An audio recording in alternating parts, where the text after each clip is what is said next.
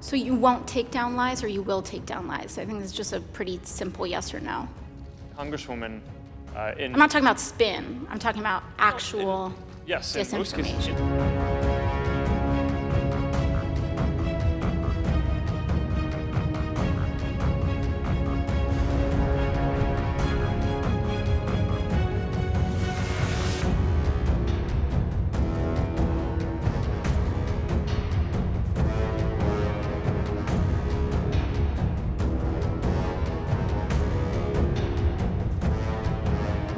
You announced recently that the official policy of Facebook now allows politicians to pay to spread disinformation in 2020 elections and in the future. So I just want to know how far I can push this in the next year.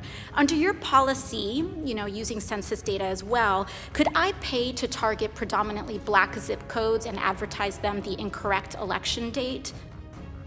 No, Congresswoman, you couldn't. We have, even for these policies around the newsworthiness of content that politicians say and the general principle that I believe that... But you said you're not going to fact check my ads. We have, if anyone, including a politician, is saying things that that is calling for violence or could risk imminent physical harm or voter or census suppression when we roll out the census suppression policy, we will take that content down.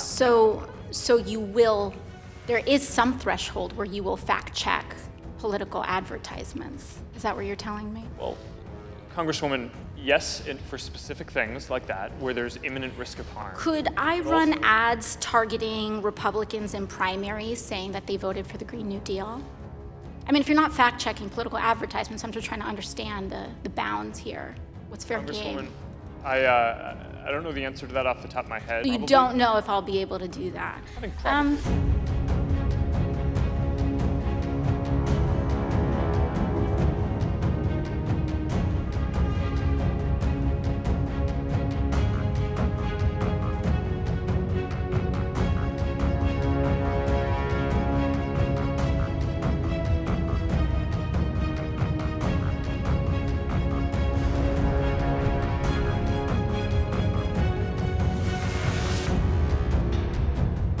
Do you see a potential problem here with a complete lack of fact-checking on political advertisements?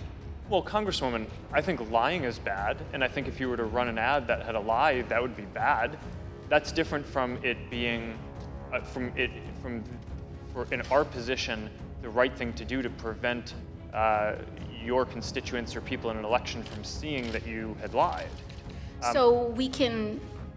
So you won't take down lies or you will take down lies? I think it's just a pretty simple yes or no. Congresswoman, I'm not talking about spin. I'm talking about actual yes, in most cases, in a democracy, Okay. I believe that people should be able to see for themselves what politicians that they may or may not vote for So are you saying, won't take judge them their down. character for themselves. So you may flag that it's wrong, but you won't take it down. Congresswoman, it depends on the context that it shows up.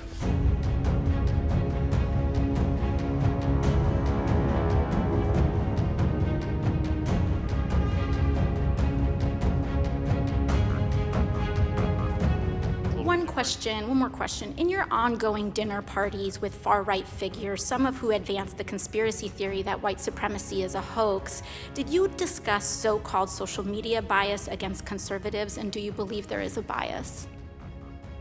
Congresswoman, I don't remember everything that was in the question. That's all right, I'll move on. Can you explain why you've named the Daily Caller, a publication well-documented with ties to white supremacists, as an official fact-checker for Facebook? Congresswoman, sure. We actually don't appoint the independent fact-checkers. They go through an independent organization called the Independent Fact-Checking Network that has a rigorous standard for who they allow to serve as a fact-checker. So you would say that white supremacist-tied publications meet a rigorous standard for fact-checking? Thank you.